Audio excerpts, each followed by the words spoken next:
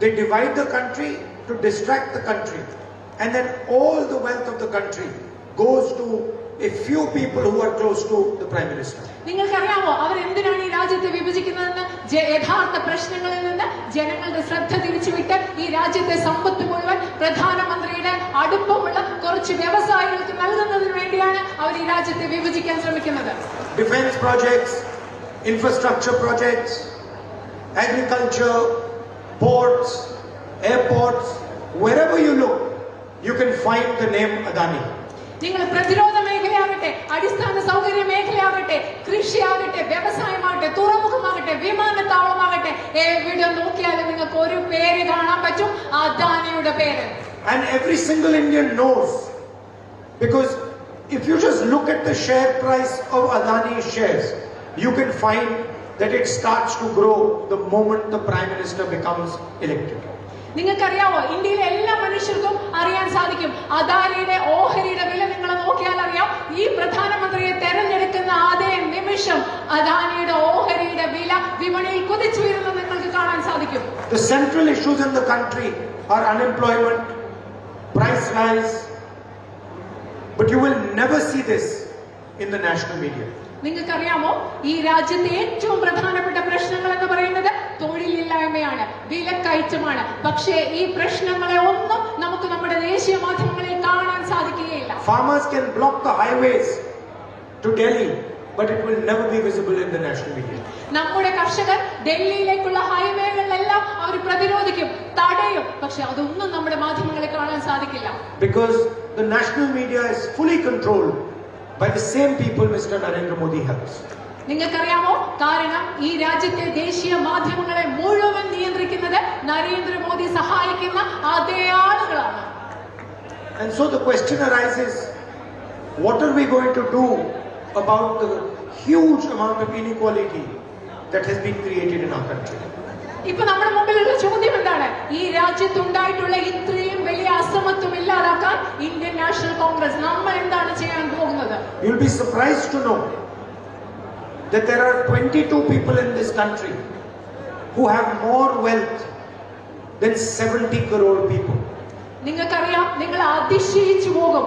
കാരണം ഈ രാജ്യത്തെ 70 കോടി ജനങ്ങളുടെ കയ്യിലുള്ളതിനേക്കാൾ കൂടുതൽ ധനം ഈ രാജ്യത്തെ വെറും 22 മനുഷ്യരുടെ കയ്യിലുണ്ട്. And there are also 70 crore people in India who earn less than 100 rupees a day. നിങ്ങൾക്കറിയാമോ, ഈ രാജ്യത്ത് 70 കോടി ജനങ്ങളിലധികമുണ്ട്. ഒരു ദിവസം 100 രൂപയിൽ കുറവ് വരുമാനം ലഭിക്കുന്ന 70 കോടിയിലധികം ജനങ്ങൾ ഈ രാജ്യത്തുണ്ട്. So in fact there are two Indias. സത്യം പറഞ്ഞാൽ ഇവിടെ രണ്ട് തരം ഇന്ത്യയാണുള്ളത്. One India that belongs to the billionaires, ഇവിടുത്തെ ലക്ഷാധിപതികൾക്കും കോടീശ്വരന്മാർക്കും വേണ്ടിയുള്ള ഒരു India, where whatever dream they want to see they can see and fulfill. ഇവിടുത്തെ ലക്ഷാധിപതികൾക്കും കോടീശ്വരർക്കും ഏത് സ്വപ്നം കാണാനും ആ സ്വപ്നങ്ങൾ സാക്ഷാത്കരിക്കാനും കഴിയുന്ന ഒരു ഇന്ത്യ.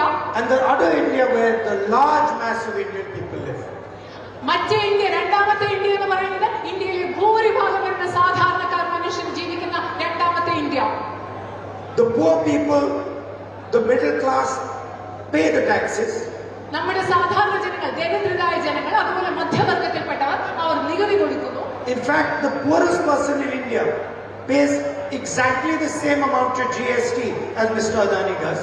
നിങ്ങൾക്കറിയാമോ, യഥാർത്ഥത്തിൽ ഇന്ത്യയിലെ ഏറ്റവും ദരിദ്രനായ വ്യക്തി അദാനി കൊടുക്കുന്ന അതേ അളവിലുള്ള GST അഥവാ ചരക്ക് സേവന നികുതിയാണ് ഈ രാജ്യത്ത് കൊടുക്കുന്നത്. If the poorest farmer buys a shirt and Mr. Adani buys the same shirt, they will pay exactly the same amount of GST. ഈ രാജ്യത്തെ ഏറ്റവും ദരിദ്രനായ ഒരു കർഷകൻ വാങ്ങിക്കുന്ന ഒരു ഷർട്ടിന് അദ്ദേഹം കൊടുക്കുന്ന അതേ GST ആണ് അതേ ഷർട്ട് അദാനി വാങ്ങിച്ചാൽ അദ്ദേഹം കൊടുക്കുന്നത്. And then the entire GST money goes into the hands of the richest 15-20 people. ഈ GSTയിലൂടെ ഇന്ത്യൻ ഗവൺമെന്റ് സമാഹരിക്കുന്ന മുഴുവൻ പൈസയും പോകുന്നത് ഈ രാജ്യത്തെ കുറച്ച് അതിസമ്പന്നരായ മനുഷ്യരുടെ കയ്യിലേക്കാണ്. I'll give you a figure that will shock you.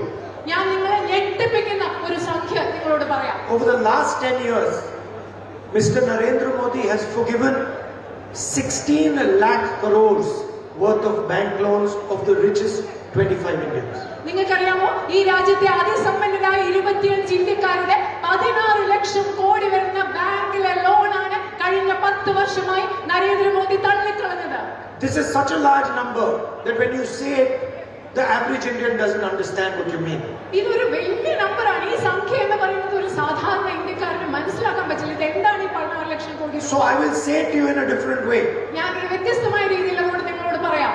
Mr. Narendra Modi has given 22 people 25 years of Manrega wages. നിങ്ങൾക്ക് ഞാൻ ലളിതമായി പറഞ്ഞാൽ നരേന്ദ്രമോദി ഈ രാജ്യത്തെ അതിസമ്പന്നരായ 22 പേർക്ക് കൊടുത്തത് 24 വർഷം ദേശീയ മഹാത്മാഗാന്ധി ദേശീയ ഗ്രാമീണ തൊഴിലുറപ്പ് പദ്ധതി മുൻപോട്ട് കൊണ്ടുപോകാൻ വേണ്ട പൈസയാണ് ഈ 22 പേർക്ക് നരേന്ദ്രമോദി കൊടുത്തിട്ടുള്ളത്. If you had started Manrega in the year 2000 and you had given all the poor people Manrega for 25 years, that is the amount of money that Mr. Narendra Modi has given to 22 people. Mahatma Gandhi ദേശീയ ഗ്രാമീണ തൊഴിലുറപ്പ് പദ്ധതി 2000-ൽ നമ്മൾ ആരംഭിച്ചിരുന്നെങ്കിൽ ഇന്ന് 24 വർഷം ഈ പദ്ധതി മുൻപോട്ട് കൊണ്ടുപോകാൻ ആവശ്യമായ മുഴുവൻ തുകയുമാണ് ഈ രാജ്യത്തെ 22 ഏറ്റവും അതിസമ്പന്നരായ ആളുകൾക്ക് നരേന്ദ്രമോദി കൊടുത്തത്. So there is a direct transfer taking place from the poorest people of India to the richest people of India.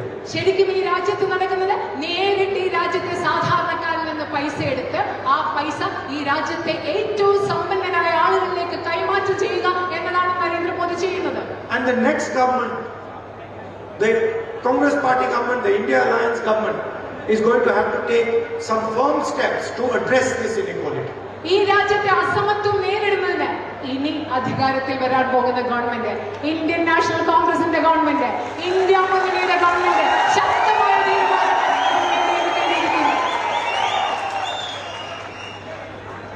India has the highest unemployment rate in 45 years. നിങ്ങൾക്കറിയാം ഈ രാജ്യത്ത് 45 വർഷത്തെ ഏറ്റവും വലിയ തൊഴിലില്ലായ്മ നിരക്കാണ് എന്നുള്ളത്. So the next government has to have a strategy to destroy unemployment.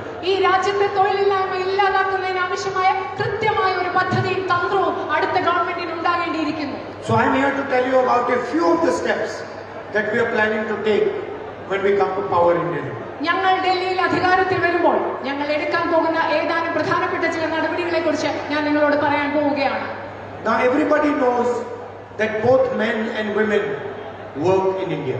നിങ്ങൾക്കറിയാം, എല്ലാവർക്കും അറിയാം, സ്ത്രീകളും പുരുഷന്മാരും ഒരുപോലെ നമ്മുടെ ഈ രാജ്യത്ത് ജോലി ചെയ്യുന്നുണ്ട്.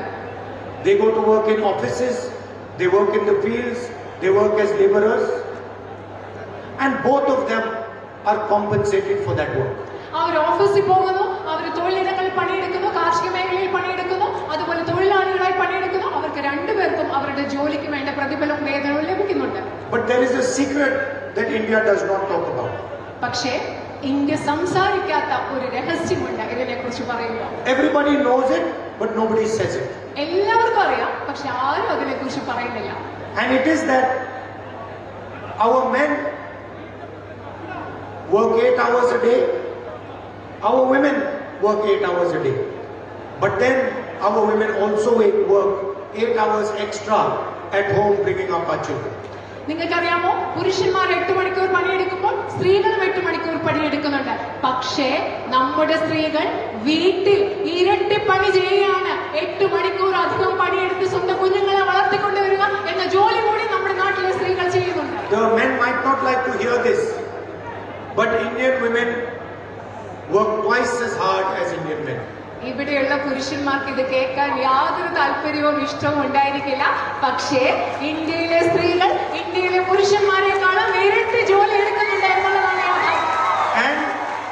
And the truth is that Indian women do not get compensated for the 8 hours of work they do at home, bringing up their children, cooking the food, looking after their parents. സത്യം എന്താണെന്ന് പറഞ്ഞാൽ ഇന്ത്യയിലെ സ്ത്രീകൾക്ക് അവരുടെ വീട്ടിൽ കുഞ്ഞുങ്ങളെ നോക്കി, പാചകം ചെയ്ത അച്ഛനമ്മമാരെ നോക്കി, അതിനുവേണ്ടി ഇന്ത്യയിലെ സ്ത്രീകൾ ചെയ്യുന്ന ജോലിക്ക് തക്കതായ അംഗീകാരവും പ്രതിഫലവും അവർക്ക് ഒരിക്കലും ലഭിക്കുന്നില്ല എന്നതാണ് ഇവിടുത്തെ യാഥാർത്ഥ്യം. I can see all the men are smiling. എനിക്ക് കാണാം അവിടുത്തെ പുരുഷന്മാരൊക്കെ ചിരിക്കുകയാണ്. Because they know what I've said is the truth. കാരണം അവർക്കറിയാം ഞാൻ പറഞ്ഞത് സത്യമാണെന്ന് അവർക്കറിയാം. അതുകൊണ്ടാണ് അവർ ചിരിക്കുന്നത്. So the next government is going to take a revolutionary step to compensate our women for what they do for our country. അതുകൊണ്ട് അടുത്ത ഗവൺമെന്റ്, ഇന്ത്യ മുന്നണി ഗവൺമെന്റ്, നമ്മുടെ നാട്ടിലെ സ്ത്രീകൾക്ക് അവർ ചെയ്യുന്ന ജോലിക്ക് തക്കതായ പ്രതിഫലം നൽകുന്നതിന്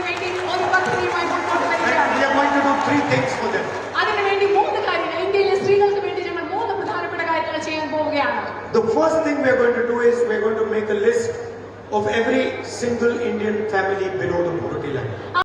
For more such videos, subscribe to the NewsX YouTube channel, hit the bell icon.